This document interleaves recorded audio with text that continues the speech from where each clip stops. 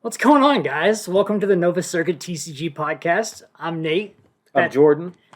Yeah, and today we're going to break down some of Pokemon Worlds, what we think about the results, and then going forward, what we think you're going to see as far as meta shifts and changes with new things coming up, along with a few other topics. Feel free to let us know, other topics you want to hear about in the future, and we'd love to discuss those.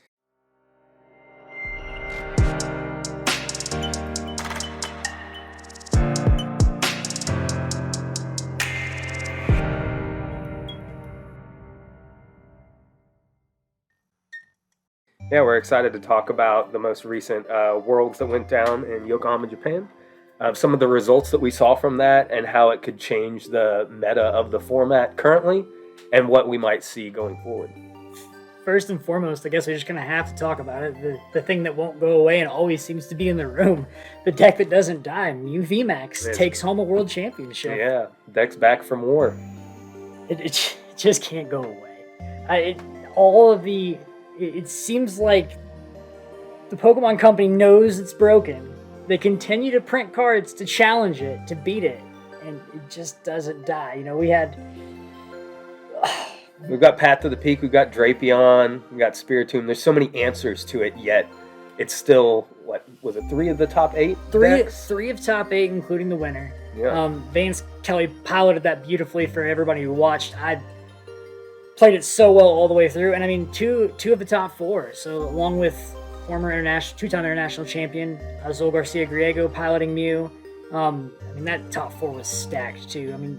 Vance was the lone guy who didn't have crazy finishes, but Tord Reklev with 4-time international champion taking one of every single international, Azul 2-time international champion, and great players, and Michael Pramawat, who I believe won the very first NAIC, but I could be wrong about that. I believe that was your very first NAIC champion and multi-time regional appearance. Phenomenal player. We're kind of blessed to have him somewhat local to us and get to see him from time to time at some cups, which is a great time, super nice guy. So we're going to break down the top 4. Obviously, 3 Mew VMAX, I'm going to pull this up just to be sure we're right. So 3 Mew VMAX, Mew finishes first. 1 Gardevoir finishes second, so 1 in top 4. 1 in top 8. 2 Lost Tina, and 1 Lost Zone box. Did you have anything close to this as your top 8? The Mew surprised me, just like the so many Mew in the top 8, for sure. I wouldn't be surprised to see it there, but it definitely dominated. The other big one for me, obviously, one of the decks I really thought we were going to see in the top 8, and it just barely missed. So Cyrus Davis, your NAIC champion from this year, bubbled out of top 8 with the Palkia list that's running Chien-Pao almost as your Pokemon version of Capacious Bucket, right? It's your way to get some water energy, ditch it with Greninja, and then get the board moving. Just barely missed. I definitely didn't. Lost Tina was a lot of hype right going into Worlds. Mm-hmm. And is it good? Is it the best? Is it the deck has been a lot of controversy, so up and down based on the format too. I don't think there's been any steady, stable environment for it. It's one where there's VMAXs though, it can reap. It's funny because of, I really think that this World shaped out the way it did because of the Lost Tina hype. So Lost Tina and that Star Requiem being in play really makes Duraludon not viable. Right. But one of the big counters that was holding you back that naturally had a decent matchup at least was this Arc Duraludon Umbreon. Well, people can't feel confident bringing that in. They can't feel confident running into that when they don't have... knowing that they're going to see the Giratina. Yeah, they're just going to... Giratina takes 3 prizes for 2, they can't win the prize trade. Right. And immediately the prize mapping's off, they're going to lose the game. Right, so players are just going to want everyone to think Giratina's bad. I think no matter what you play, you got somebody that you just want, all right, I need you to think this deck's terrible. As long as nobody plays this deck, this is going to be great. Yeah. So... What are your thoughts as far as shaping up based on what we saw from this? Is there any mainstream decks that you think will push forward past this and continue into the next meta? Do you think that Mew will continue to see this dominance, or do you think at this point everyone's just going to slap a Spiritomb and a Drapion in their deck just to make sure they don't lose to Mew? I don't know that they still beat Mew consistently. Mew is just so consistent. I expect to see more people teching for it, and I expect to see more people playing it for sure. But I don't think that guarantees the win over the Mew. It definitely increases your chances, but if it isn't just the most consistent thing, like if you don't find the Spiritomb when you need it and they just set up, then it doesn't matter that you play the Spiritomb. Like I think that's what surprises me the most. You know, you mentioned the consistency of Mew, and it has been consistent since day one. Constant draw engines, and it even plays Path, and still well, you like gets to play. I think that's what surprised me the most about the finals was that, you know, the only deck that I think competes as far as consistency is Gardevoir. Gardevoir just trade has been a staple ability. Yeah. I mean, Tord obviously powered it back in the day with Zoroark GX, and as soon as he saw refinement, I'm sure Tord threw a small party and was just like, I get to trade again, let's go. And clearly, if it hasn't been proven already, seeing lots of cards is a great thing, right? Like, nothing wrong with seeing Have Your Hand. That's why Lost Box sees so much success, and I also think it's why cards like Iona are so big in the format. They slow those decks down. I think that might be another reason we didn't see as much Lost Box. It's just interesting to me. Like, you have consistency clearly wins formats, and yet I think Guardy's the more consistent deck. Tord didn't take home the finals. Do you think it's because he played bad, because he drew bad, or do you think he beat himself in game 1 by taking too much time and didn't have time to close it out in game 3? Yeah, I think that it can be really easy to play yourself into a corner in some of these decks, and if you don't see all of the pieces that you need to see, then your plan falls apart. And even the best players, exactly, like it doesn't matter if you're having a great day or you're a great player or your deck's good, or sometimes you can just not see what you need to see to get there.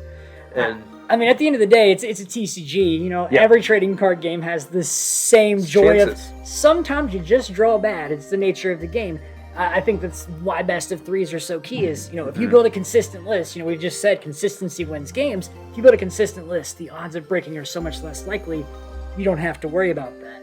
It's just so unique to me that the time management factor has become such a change. And I do think it's huge going into this next season. You know, the clock is now public information. People no longer have to keep track of their time. That's a game changer for sure. I'm really happy with that change.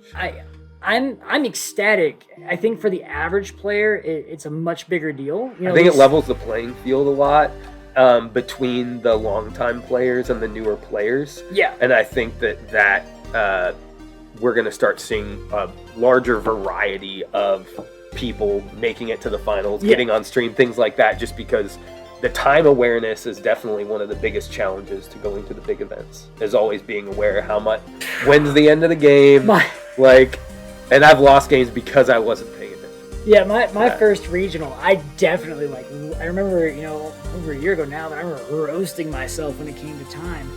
You know, you show up and you think, oh, I've got plenty of time, and you're used to playing these 30-minute best of ones at locals. Well, you play a 30-minute best of one and go 28 minutes in. Congratulations. You're going to have some ties. You earned 60% of your time, and if you lose the game, now you've got to win 2 in 20 minutes.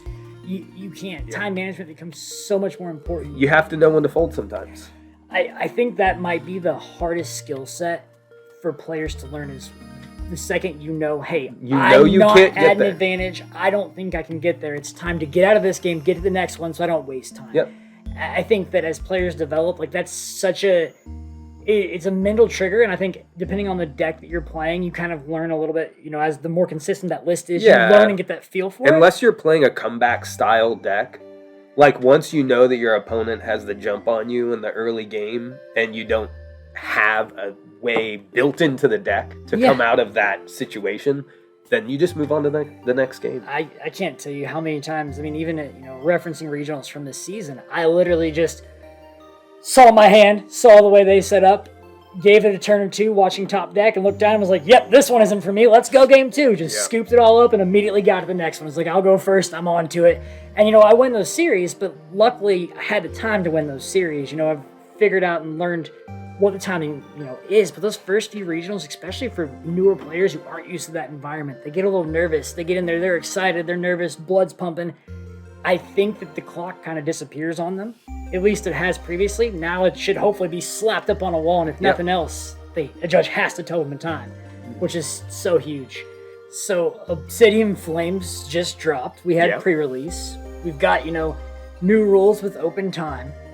This new set, brings a whole shift to the meta, and then obviously we have 151 coming. Yep. Do you think that anything from this completely breaks the game, changes the game? Any decks stand out to you? No. I mean, the stadiums definitely are going to see some play. I think that we're going to start seeing more dark decks in general because of Gardevoir and Mew being dark weak, especially if you can work in single prizers. But I expect it more to be just like Darkrai, the Charizard, like a variation of different types of dark decks. Darkrai kind of comes back here and there. It snuck into NAIC. I know Ross Cawthon played it at NAIC and made it look good. It was kind of exciting for a moment. I was like, I want it to be viable. Good. So that's like a potential counter meta strategy, either that or the Charizard. Charizard's yet to be seen whether, that can keep up, having to be a stage 2. It does pair with the Pokemon Go Charizard, doubling the amount of fire energy. So it's weird to me. I'm really intrigued by the Charizard. I think the ability's cool. The attack itself, not as much, and maybe I'm just whiny, you but don't need to use that as an attacker. Like Entei V, I mean, Suicune and Raikou have both seen play, so it makes sense that that could see some play as well. Magma Basin's a decent card. Well, Magma Basin's a great card. It gave so much support to fire, and we don't have anything like Welder per se in the format. It just pops off. But we've also, since the release of Palkia, there's almost always been a steady water deck in the format. Obviously, just recently there really wasn't. Up until, right before NAIC Worlds, we saw, Chi and Pao getting some play, but it wasn't anything crazy. And then now Palkia using this Chi and Pao basically as its Capacious Bucket, and then a bit of the Rapid Strike Urshifu with some, water teched in. Do you feel like all the water in the format will just kind of hold Charizard back? No. I don't think it's prevalent enough.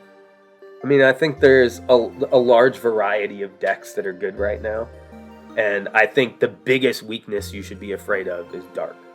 Because, I mean, obviously Psychic, because Mew and Gardevoir are Psychic. Yeah. I just expect to see a large percentage of the meta being those decks going forward. So now that we've seen, this Worlds and Mew and Guardy have 5 of the top 8 spots, and 3 of the top 4, and Mew just looks so dominant. Obviously Spiritomb was in the format to counter it, but a Fusion Energy says, I don't care about your Spiritomb, goodbye. Mm-hmm. With Dark Rising, will we see things like Umbreon sneak back into decks? Obviously we don't have a big boat hitter like we did with, E-Turn to shut things down, and we don't have a Galarian Weezing to shut off abilities and give Dark a chance to buy some time to make things happen.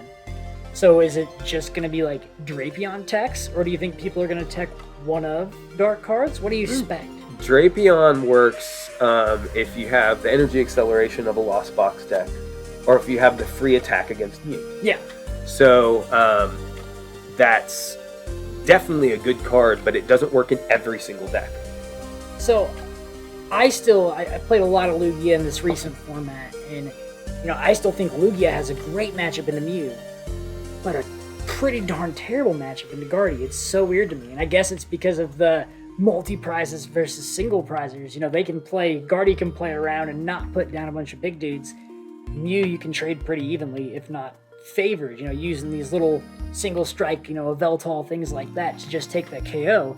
But what are other decks going to tech in? How are things like Palkia gonna compete with the Mew? Mew can outrace it. Mew's more consistent. I just don't think it does. I think Mew just wins from consistency alone with the Genesects getting you, rolling fast every single game. They're just always there. So do you think from a Mew standpoint, if it starts another realm of dominance, we'll see things like, almost like Alex Szymanski did for EUIC this year? He threw 2 Drapions into the deck. Right. People thought it was crazy. It's not a bad play. If Mew's a bad matchup, you're more than likely going to see it. Like I said, especially if you have other ways to accelerate the energies. Rapid Strike was seeing some play at the time, so that is another deck that you could potentially use it as an attacker. It does have the fighting weakness, which is a downside of it, but Yeah, and I don't. The hard part for me is trying to accelerate energy for Drapion into Guardian, unless you have something like a Lugia-based system where they can accelerate via the Archeops, Right. or that's another good example. you're running Arceus or Arceus to accelerate the energy. I don't think you can get 4 energy on quick enough for it to not just be nuked. Right. So I think Guardy just eats Drapion. I guess the real question for me is, going forward into the format, we know Psychic's dominant. We know Dark's going to have a place. What else do you think is going to break out? What's going to take over and just mix this up? Is there anything that's just going to be the next thing? I mean, good special energies have always been a game changer. And I don't think we've really seen what all can be done with the new special energies. I think Reversal Energy is great for the single prize decks that are going to get, KO'd really early in the game. We've seen a lot of different Zoro box decks pop up, the stage 1 box decks. I think the new Sizzle is really good. Could make that a little bit better, especially with the increase in the water deck play, because you do have some metal weakness, don't you? Like the Empoleon is metal weak. Okay, yeah, this is some of the ice stuff. Yeah. So, Obsidian Flames brings a few new cards, a couple of new stadiums. The Charizard seems to be the one I've heard the most talk about. Now, my question for you is, do you think that Obsidian Flames has a bigger impact on the meta than 151 does? And do you think there's anything in 151 that just stands out to you? Not so much. I do think the Charizard card does make the Dark type EX more playable, because it gives you more versatility. If you're playing the one from Pokemon Go, 2 energy lets you do 330 damage, which is pretty good. And you can get that on there with the Charizard EX Dark type's ability. So, because it's accelerating the energies. You have the Magma Base and the new Entei's pretty good. So that's another single prize attacker you can use with that Charizard that gets a boost to damage. With it being dark, we just talked about all the struggle with Exactly. Psychic in the format. Who would have thought that we'd be referring to Charizard for its dark typing to be able to attack into Guardian Exactly, Mew? but I think it's the most meta-relevant Charizard we've had since... I mean, Leon Zard was almost there, but it just didn't have all the pieces that it needed to be, a viable competitive deck. Whereas this, I think, will, just because of its place in the meta, being a 2-prize attacker with the 330 HP, a lot of ways to, search any card from your deck right now with the Forest Seal Stone and the Arceus, and a lot of ways to get to what you need to get that rare candy, so that you don't have to wait the extra turn to evolve the Charizard, to get the abilities online quick. I think that could be really scary in the format. I think it is very niche that we're getting 2 Charizards so close together. One that's fire and one that's dark typing, and both EXs, both with relevant abilities. So now, and who doesn't want to play a good Charizard deck? I don't think we've really seen an effective Charizard since Charizard Reshiram. And maybe people might say that was Zard breaks in, but Charizard ridiculous. Reshiram was kind of broken. No, so it was. There's a few cards from 151 that I'm so curious about. I definitely plan on doing some unique builds and testing some stuff on live. You guys will probably see me on stream at some point here soon, and as soon as we get 151, I'm interested in testing it. I know Jason definitely is as well. But Alakazam has got me super excited. I think there's definitely a way to set up a unique control list. Yeah. And just basically I'm going to control the board state, and I'm just going to shoot people from the bench. We're never even going to have our attacker in the active. We're just going to, it's for the memes. I love a good Alakazam deck. They always seem to have the most interesting and unique effects, the Alakazam cards, through Pokemon history. This is a first for Pokemon. I think Alakazam really has had several firsts, but this is the first time you've ever been able to attack from the bench. Correct. It's a new mechanic. Do you think we'll see that in other cards going forward, or it'll just remain a staple for Alakazam? Because that could change a lot. It definitely, I think it's going to depend on the outcome of that card seeing play. Yeah. If they make a card with a new effect that is viable in the meta, and people are having fun with it, I think that why wouldn't they print it again? That's generally what they do. I mean, look at the new Pidgeot. So, who doesn't love a good quick search? Once a turn, it's on a stage 2. It might not see a lot of play right away, but it's it will eventually. It's so good though. Like I actually think that people don't realize how good Pidgeot is. That was the other card I was going to mention from the set. I think it makes like people who wanted to play Chi and Pal Back's Caliber, it makes it so relevant. Especially because now you can quick find every single turn. You're going to be able to go find your rare candy to evolve, or you're going to be able to find your energy retrieval. But same thing you mentioned, in Charizard, I think it's great there too. Obviously you have to get the first one, but that's what that Forest Sealstone's for, to get that first rare candy. Once you've got it, at that point, now you've got Pidgeot and you're searching. And the worst part is for your opponents. I think that card's such a nuisance, it almost has to be gusted and KO'd, even though it's not the prime target. It's not the big attacker you're worried about on the other side, but I think if you leave it there, it's just such an asset. I think it could just ruin your day. For them to be able to find whatever they want like that, it's almost like, leaving a Buddy Catch Glade on the board is so dangerous right now, because now that's permanently, like, they can have a boss every turn they want to go find it. Like, you can't leave that card there. It's just dangerous. Fast. Unless you're winning the game, taking something else for the knockout. That card is dangerous. It's just interesting to me. We're seeing the OG3 come back, and we're seeing the first Kadabra printed in, 20 years? I think longer. Yeah, it's 20. I've been playing since base. 25 years now. I think we've only had the one original one printed, right? I don't think we've had the Kadabra since, because they had the lawsuit with the magician who claimed it was theirs. We maybe had one more. The Legendary Collection would have been the last one. Yeah. Printed the reverse holo. They were printed the reverse. So, 20, 21, 22, 22 years. That's a... Yeah. That's a long time. Making a comeback. Making me feel old. But no, we get the first one coming back in forever. We have the OG3 coming back, along with those cards that we just chased as kids. Does it bring back some nostalgia to you? Does it just get you like a little hyped up? Like, I'm excited just because I get to chase down these cards again? Definitely. That's one of the best parts about Pokemon. So, 151 hits, and I'm much more of a player, less of a collector. But I really feel like this is a set that will bring a lot of the collectors out. Yeah.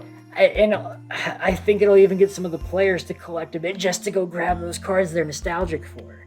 It's, everybody loves the original 151, right? The OGs. The big three were called the big three for a reason. They've been staples. And there's a reason that Charizards are so sought after. There's a reason that, I feel like Blastoise and Venusaur get the shaft a little bit because Ash's Charizard was the fan favorite. And so, all of us kids like me who, I was a big Blastoise fan growing up. There's no cool Blastoise like there was Charizards. We've seen way too many crazy Charizards, and the hype is real. I think the set coming out is real. I think that we will see, well, obviously true, but I think we'll see some meta shifts, but I don't think it'll be as big as, we'd expect. I think we'll see a few things niche, and I think a couple cards will slip in. I am curious, I've heard a lot of hype for Arceus Charizard. But is it going to be a thing? Is it actually going to work? It's a lot of cards to find. Time will tell. It's definitely something I look forward to. I know locals are starting to pop up this week, and, people will get out, play some cards, have some fun, and I'm sure we'll be back in a few weeks to talk about, what we're seeing at our locals. All right, guys, thanks for tuning in. This is our first podcast with the new TCG team here at Nova Circuit. We're going to be creating a lot of content, deck profiles, just kind of what we did today, vamping about the current format and what's good and what you should play and what you shouldn't, so that we can play with the stuff that beats the stuff that we tell you to play. So yeah, tune in to all the content. You can, like and subscribe on the bar there, and please, notice he has a jersey and I don't. I need one. Yeah. Like, pay the bills, put a jersey on me, Tell your friends about us, so we can travel and make more content and, play the Pokemons.